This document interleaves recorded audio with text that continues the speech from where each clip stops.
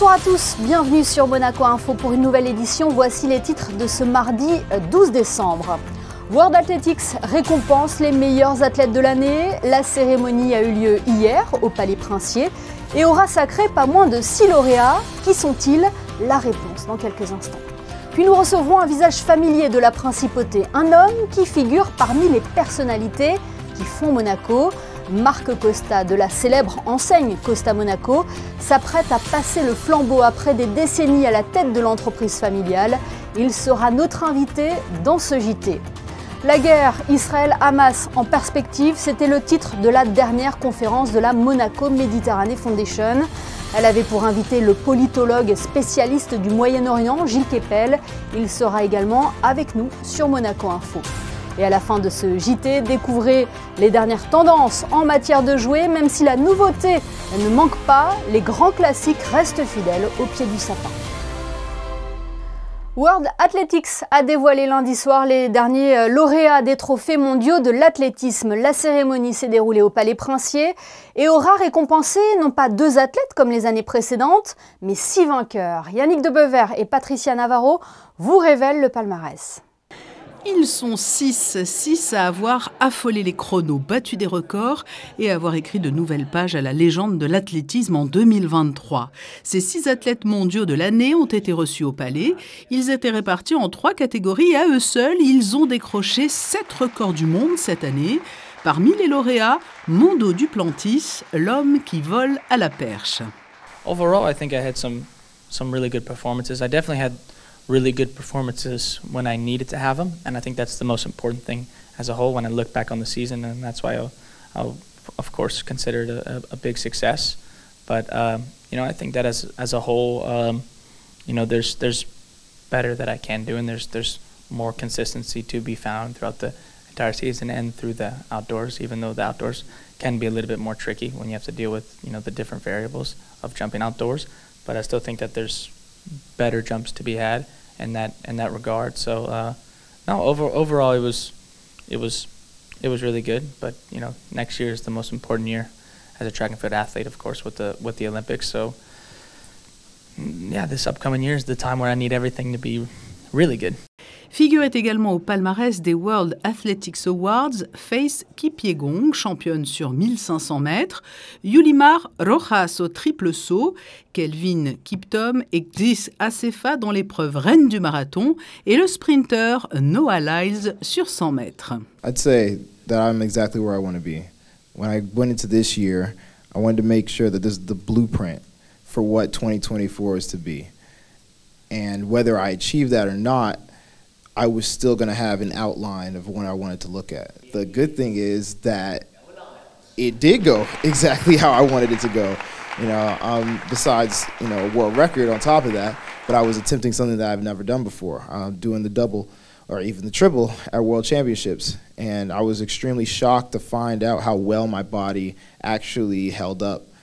And, you know, going through it, I'm like, yo, I'm feeling great. Each round, I'm like getting better. I even had a car crash, and I'm still running 19.7 and coming back and running 19.5. I'm just like, wow, like I'm truly shocked with what my body was able to produce, and I felt that there was still so many things that we could add on. I mean, even training right now, I'm pushing my body way past what I did last year because we now know where it can go. Ces athlètes de l'année ont été désignés par les votes d'athlètes eux-mêmes, par les supporters et par les membres de l'organisation World Athletics. Et 2023 restera pour l'athlétisme dans les annales, puisque cette année, 23 records mondiaux ont été battus. En football, l'AS Monaco connaît son futur adversaire en Coupe de France. Le tirage au sort a été effectué lundi soir à Paris. Placés dans le groupe C, les Monégasques ont hérité de Lens pour le 32e de finale de la compétition. Le club nordiste est actuellement 7e du championnat de Ligue 1. Le match aura lieu le 6 ou le 7 janvier. Le club de la Principauté qui a lancé également aujourd'hui une réédition limitée du maillot de la saison 2003-2004. Les supporters monégasques s'en souviennent encore puisque cette saison avait été marquée par l'incroyable épopée des Rouges et Blancs en Ligue des Champions. Emmenés par des joueurs comme Ludovic Giuli, Fernando Morientes ou encore Patrice Evra, la bande à Didier Deschamps avait atteint la finale de la compétition. Le maillot est disponible dès à présent à la boutique du club ou sur le site officiel. L'invité que nous allons recevoir dans quelques instants figure parmi les personnalités qui font Monaco. Vous avez d'ailleurs sûrement été un jour l'un de ses clients. Marc Costa s'apprête à passer le flambeau après des décennies d'activité. Le propriétaire de l'enseigne familiale Costa Monaco, réputé pour ses pâtisseries ou sa partie traiteur, a décidé de prendre sa retraite. Il nous fait le plaisir d'être avec nous ce soir. Bonsoir Marc Costa. Bonsoir Émilie. C'est une page qui se tourne pour vous aujourd'hui, une page qui aura occupé combien d'années de votre vie? À minima 50 ans d'exploitation, mais il faut savoir qu'avant ces 50 ans, il y a eu quelques années où j'étais scolarisé, et quand on est scolarisé en étant fils de patron, eh bien, pendant les vacances scolaires, systématiquement, on était au fourni. Donc oui, ça fait 50 ans plus une dizaine d'années. Justement, pour ceux qui ne la connaissent pas, racontez-nous l'histoire de Costa. Ah bien écoutez, mes parents se sont installés en 64 à la rue des Roses. Mon frère et moi les avons rejoints une vingtaine d'années plus tard. Et ensuite on a déménagé au Mercator le 13 décembre 1978 dans le local que nous occupons à l'heure actuelle. Voilà, tout simplement, avec un développement donc des points de vente, avec une fourniture un petit peu généralisée dans les hôpitaux, les hôtels et ainsi de suite. Ouais, Costa, aujourd'hui, c'est 8 boutiques dans tout Monaco. Est-ce que vous vous attendiez à un tel essor en principauté?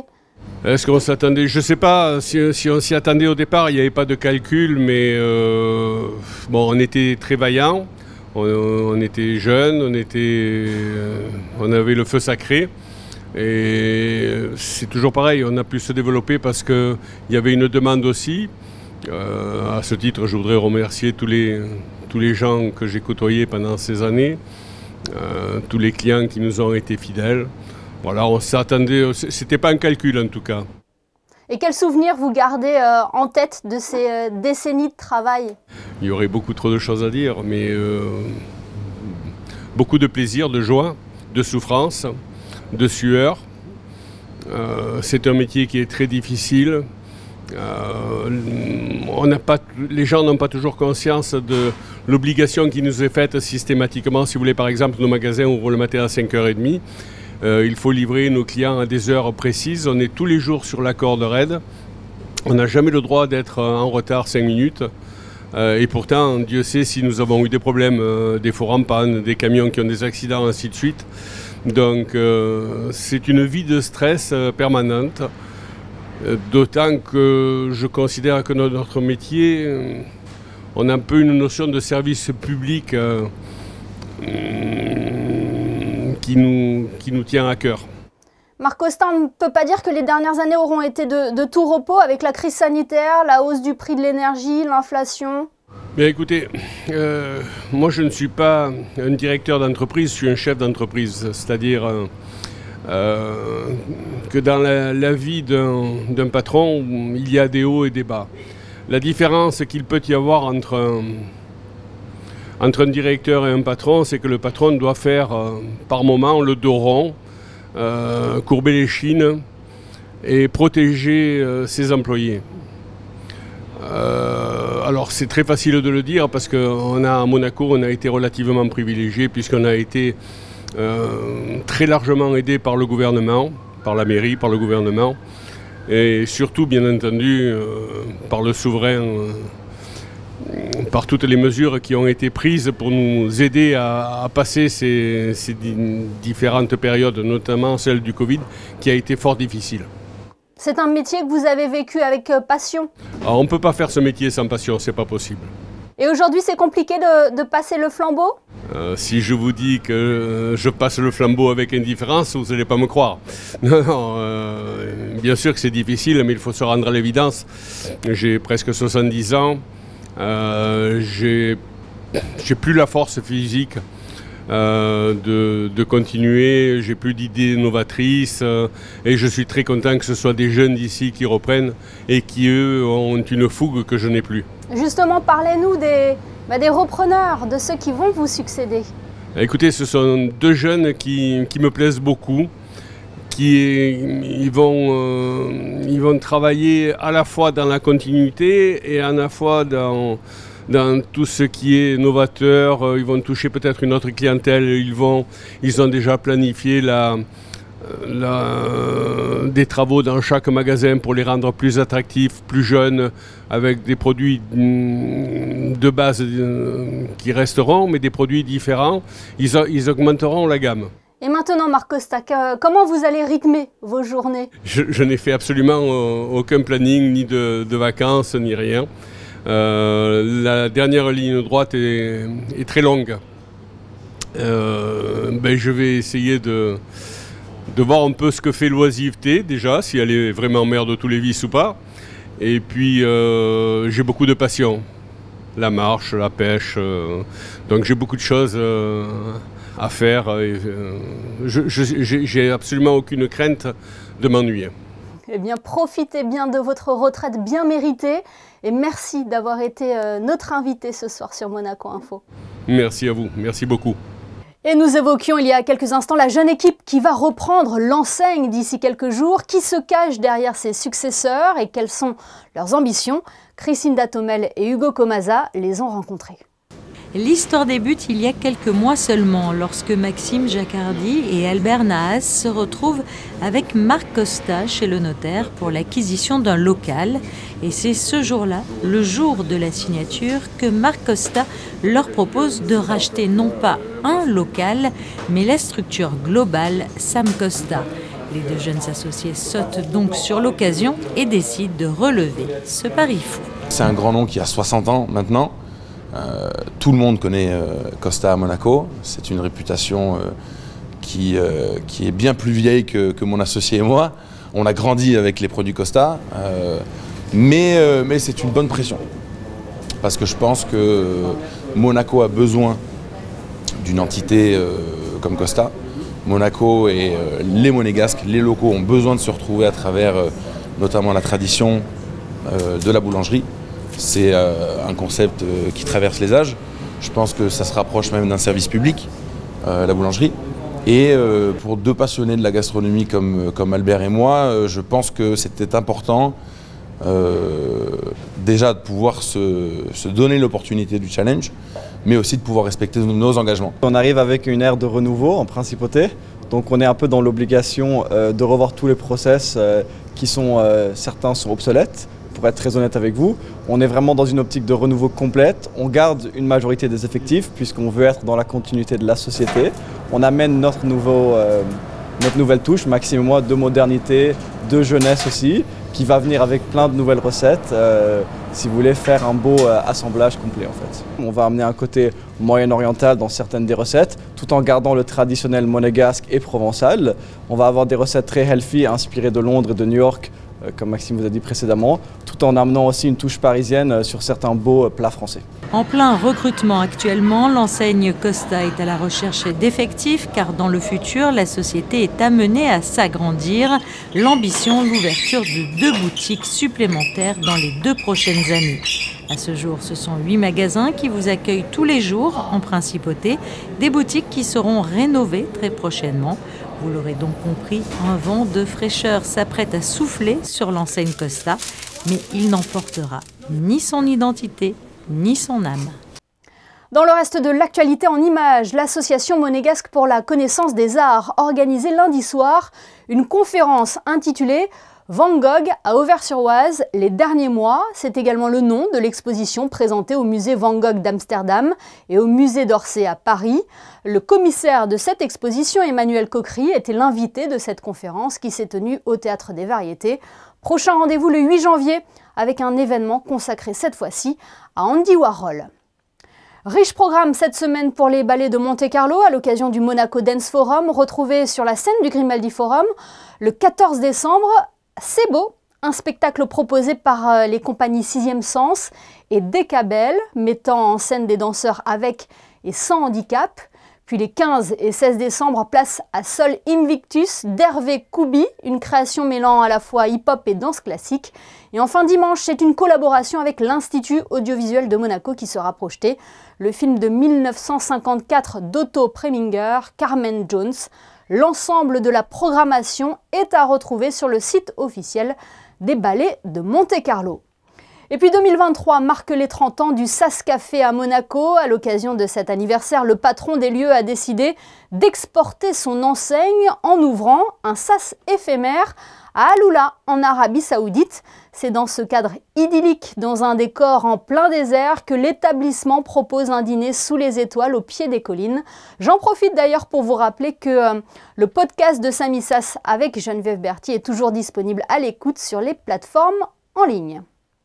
Passons à toute autre chose à présent et abordons la guerre entre Israël et la Palestine. Le conflit a été marqué ce week-end par le veto américain à une résolution du Conseil de sécurité de l'ONU qui réclamait un cessez-le-feu humanitaire immédiat.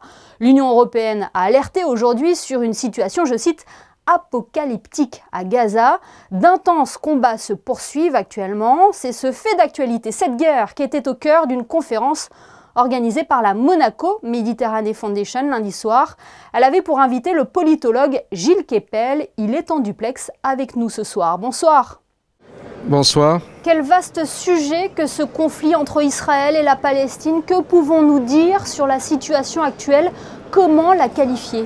Il faut d'abord tenter de l'expliquer. C'est le but de cette conférence dans la fondation des Bragiotti, Monaco Méditerranée Foundation, puisqu'on voit surtout des opinions opposées se manifester, chacun s'identifier à des morts, diaboliser les autres.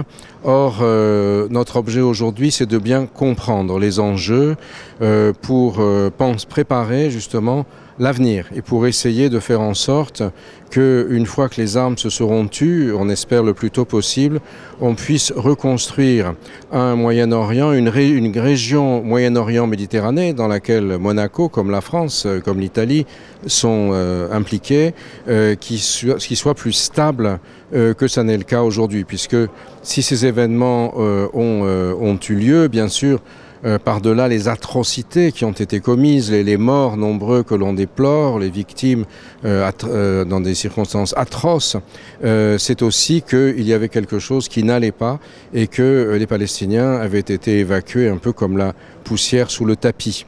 La reconstruction veut dire aussi une place plus importante pour les Palestiniens, des investissements, l'élimination des mouvements terroristes les plus dangereux. Tout ça, bien sûr, c'est un immense chantier. Vous parlez d'enjeux, quels sont les enjeux de ce conflit ? Les enjeux de ce conflit, c'est la prospérité, la paix et la sécurité en Méditerranée. Et cette sécurité, pour nous, elle est très importante, pour Monaco bien sûr, qui est une zone d'hospitalité sur le territoire duquel résident de nombreuses personnes originaires des pays en conflit. Et c'est aussi un enjeu pour la sécurité des transports en Méditerranée, c'est un enjeu écologique et c'est un enjeu de sécurité publique aussi. Vous avez vu qu'en France, depuis le début des affrontements, il y a eu 2 assassinats djihadistes qui ont été commis, l'un à Arras et l'autre à Paris au métro Bir Hakeim. Et bien évidemment, ça crée une sorte de djihadisme d'atmosphère, comme je l'explique dans mon dernier livre, Prophète en son pays, qui est extrêmement préoccupant et qui demande évidemment une très grande vigilance des autorités de nos 2 pays. Vous ne voyez pas la fin de ce conflit sans l'élimination du Hamas, Alors, que ce soit l'élimination du Hamas ou autre, je n'en sais rien. Il me semble clair que les Israéliens, en tout cas, ne veulent pas arrêter leur offensive tant qu'ils n'auront pas éliminé les dirigeants militaires du Hamas à Gaza. Mais le Hamas reste présent au Qatar et il reste présent parce que l'Iran le soutient fortement. Donc tout ça, ce sont des enjeux de négociation très forts. La question principalement aujourd'hui, c'est que ce sont les armes qui parlent et qu'à ce jour, on peut échafauder un certain nombre de stratagèmes ou de scénarios pour après, mais en tout cas, il est trop tôt pour les mettre en œuvre. Oui, parce que jusqu'à quand Benyamin Netanyahou peut continuer son offensive? Il l'a assuré il y a 2 jours, hein, Israël va poursuivre, il l'a dit, je cite, sa juste guerre pour éliminer le Hamas. Du point de vue de la stratégie israélienne, il est très important qu'ils arrivent à prouver qu'ils ont éliminé des dirigeants du Hamas. Parce que s'ils ne le font pas, ils sont obligés par rapport à leur opinion et par rapport à l'électorat de Netanyahou de continuer. Et en continuant, les morts et les blessés, les femmes, les enfants et autres s'accumulent, victimes des bombardements israéliens. Et évidemment, pour Israël, c'est un problème gigantesque parce qu'il est en train de perdre la bataille de l'opinion internationale. Et est-ce que le processus de négociation a été un tournant dans le conflit avec les opérations d'échange d'otages ? Ça a été un moment dans le conflit qui a montré qu'il était possible de discuter, mais ça n'a pas eu l'effet attendu puisque les opérations ont été interrompues. Gilles Kepel, vous parliez tout à l'heure de l'impact que ce conflit avait dans le monde et notamment sur la France. Vous êtes directeur de la chaire Moyen-Orient Méditerranée à l'École normale supérieure. Vous êtes exprimé dernièrement dans les colonnes du Figaro sur ce conflit qui fracture les universités. Est-ce que la liberté de penser est en danger dans les campus ? Ça pose de très gros problèmes. Moi-même, on ferme ma chaire dans quelques jours, à la fin du mois de décembre, sous des prétextes divers, mais parce que je ne fais pas partie de ce mouvement woke qui connaît la vérité à l'avance et qui ensuite va chercher à la traduire en actes. Moi, j'essaye au contraire d'être dans un processus discursif qui analyse les phénomènes de tous les points de vue et qui présente aux étudiants les éléments de réflexion. Alors qu'aujourd'hui, on voit que le monde universitaire, à commencer par les plus prestigieuses universités américaines, est pris dans une espèce de surenchère d'affirmation d'opinion sans aucun recul intellectuel, et cela se traduit du reste par des démissions en chaîne de présidents d'université, ce qui est un phénomène inédit. Eh bien, merci beaucoup Gilles Kepel d'avoir été notre invité ce soir sur Monaco Info. On le rappelle, vous interveniez lors de la conférence de la Monaco Méditerranée Foundation. Merci beaucoup. Merci à vous de votre invitation. Le compte à rebours est lancé, plus que 14 jours pour faire vos cadeaux de fin d'année. Les enfants les plus sages n'ont pas manqué d'envoyer leur liste au Père Noël. Mais quel est le jouet le plus tendance cette année? Émilie Terrasson et Thomas Deus ont enquêté. Ils se sont rendus dans une enseigne bien connue de la Principauté pour le savoir. Regardez. Liste à la main, les yeux sur les jeux, les parents s'activent dans les rayons à la recherche de cadeaux de Noël. Et malgré les nouveautés, cette année sous le sapin, il y aura surtout des Legos. Incontestablement, les Legos, c'est quand même la plus grosse vente du magasin. Ça touche toutes les catégories d'âge, de style, des produits aussi bien mode comme des produits traditionnels. Et pour les plus petits, les jeux d'éveil font partie des jeux les plus appréciés. Chez nous, c'est quand même la marque VTech avec tous les produits un petit peu interactifs qui font du bruit, des choses comme ceci par exemple. VTech reste quand même une très bonne qualité. Après, il y a des produits un peu plus haut de gamme comme toute la gamme Baby Einstein, avec des produits qui soient moitié plastique et moitié bois, et qui sont de très belle qualité. Djeco qui reste une très belle marque aussi, avec à la fois de l'éducatif et aussi des travaux manuels, des choses comme ça pour les plus grands. Parmi les 22 000 références de jouets club, le choix est varié, mais il ne faut pas oublier l'essentiel. C'est selon la demande de l'enfant, en vrai. Faire plaisir et vraiment profiter en famille. Voilà. Bien que les Legos restent la meilleure vente de jeux pour Noël, un cadeau qui vient du cœur est un cadeau qui fait toujours plaisir. Et en espérant que ce reportage ait pu vous donner quelques idées. Coup de projecteur à présent sur une exposition organisée à l'occasion du centenaire de la naissance du prince René III. La gare de Monaco accueille jusqu'au 31 décembre prochain l'exposition Le chantier d'un règne. Elle revient sur l'évolution ferroviaire du pays, l'une des réalisations majeures sous le règne de celui qu'on a surnommé le prince bâtisseur. Le reportage de Vanessa Dessis sur des images de Sylvain Péroumal. La gare de Monaco accueille son récit historique avec le chantier d'un règne, la mise en souterrain de la voie ferrée. 1958-1999, la voie ferrée apparaît au fil des décennies comme une saignée dans le paysage devenu totalement urbanisé. À son avènement en 1949, le prince Régnier III décide de redynamiser Monaco en lui donnant un second souffle. En lisant Le Prince, ses interviews, ses écrits, nous nous sommes rendus compte que, peut-être contre une idée reçue, qui était que le grand chantier du règne était celui de Fontvieille. Évidemment, c'est un héritage encore aujourd'hui très important pour le paysage urbain de Monaco, mais le chantier dont le prince Régnier était le plus fier, c'était le chantier de la gare, ou tout au moins, plus largement, le chantier de la mise en souterrain de la voie ferrée. C'est Le Corbusier, c'est Jacques Rueff, son Premier ministre d'État, qui le conforte dans cette idée, et il lance un premier tronçon entre 1958 et 1964, qui aboutit donc à la mise en souterrain de la partie est du territoire.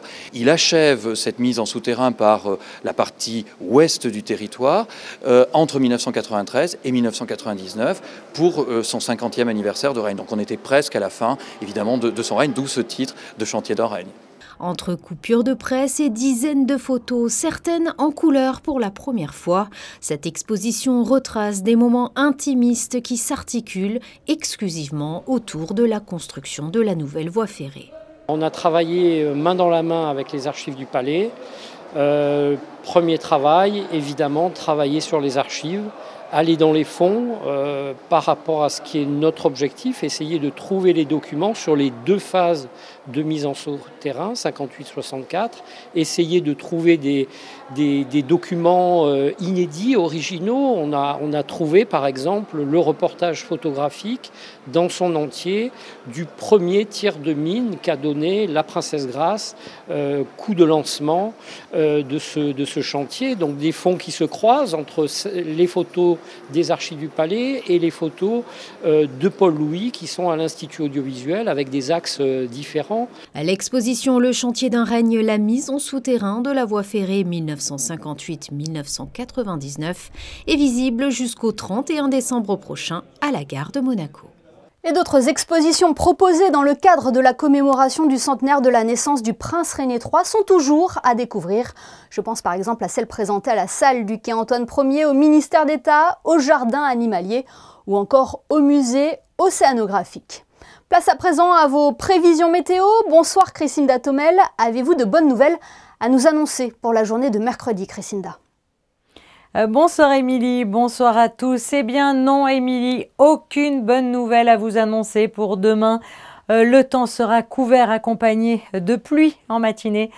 Pendant l'après-midi, quelques passages nuageux sont prévus. Les températures monteront jusqu'à 16 degrés seulement. Le soleil se lèvera à 7h53 et se couchera à 16h55. Demain, nous fêterons les Lucies.